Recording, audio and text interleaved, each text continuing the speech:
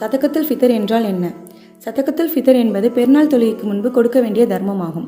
இன்னும் நபிகள் நாயகம் ஸல்லல்லாஹு அலைஹி வஸல்லம் அவங்க ரமலான் நோன்பு பெருநாள் தர்மத்தை மக்களுக்கு கடமையாக்கியிருக்காங்க. சதகத்துல் ஃபித்ரின் நோக்கம் என்ன? சதகத்துல் ஃபித்ர் 3 நோக்கங்களுக்காக முஸ்லிம்களின் மீது கடமையாக்கப்பட்டுள்ளது. ஃபர்ஸ்ட் நோக்கம், நோன்பாளி வீணான காரியங்களிலும் பேச்சுக்களிலும் ஈடுபட்டதற்கான பரிகாரமாக அமைகிறது.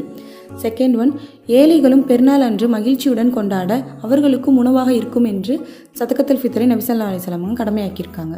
தேர்ட் ஒன், ரமலானின் முழுமையாக நோன்பு வைக்கவும் இரவில் நின்று வணங்கவும் இன்னும் நம்மால் என்ற அளவுக்கு நல்ல அமல்கள் செய்ய அல்லாஹ் நம்மளுக்கு உதவி புரிந்ததற்காக நன்றி செலுத்தும் விதமாக இந்த சதகத்துல் ஃபித்ரை கொடுக்க சொல்லியிருக்காங்க. சதகத்துல் ஃபித்ர் யார் மீது கடமை? சதகத்துல் ஃபித்ர் முஸ்லிம்களாகிய அனைவரின் மீதும் கடமை. இன்னும் முஸ்லிம்கள், சுதந்திரமானவர்கள், ஆண்கள், பெண்கள், பெரியவர், சிறியவர் என அனைவரின் மீதும் நபி ஸல்லல்லாஹு அலைஹி வஸல்லம் அவங்க சதகத்துல் ஃபித்ர் கொடுப்பதை கடமையாக்கியுள்ளார்கள்.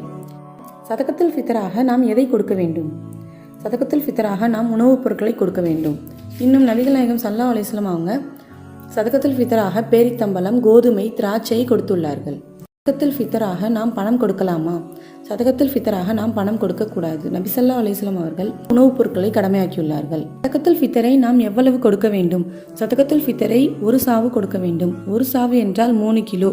அதாவது வீட்டில் 3 நபர்கள் இருந்தால் ஒரு நபருக்கு 3 கிலோ என்ற விகிதம் 3 நபர்களுக்கு 9 கிலோ கொடுக்க வேண்டும். சதகத்துல் ஃபித்ர் எப்போது கொடுக்க வேண்டும்? சதகத்துல் ஃபித்ரை பெருநாள் தொழுகைக்கு முன்னரே கொடுக்கப்பட வேண்டும். பெருநாள் தொழுகை ஆரம்பமாகிவிட்டால் சதகத்துல் ஃபித்ருடைய நேரம் முடிந்துவிடும். நபிகள் நாயகம் ஸல்லல்லாஹு அலைஹி வஸல்லம் அவங்க சொன்னாங்க, பெருநாள் தொழுகைக்கு முன்னால் வழங்குவது சிறந்ததாகும். பெருநாள் தொழுகைக்கு பின்பு சதகத்துல் ஃபித்ரை நாம் கொடுத்தால் அது தர்மமாகிவிடும், சதகத்துல் ஃபித்ரில் சேராது. இன்னும் பெருநாள் 1 நாளைக்கு அல்லது 2 நாளைக்கு முன்னால் கூட நாம் சதகத்துல் ஃபித்ரை வழங்கலாம்னு சொல்லியிருக்காங்க.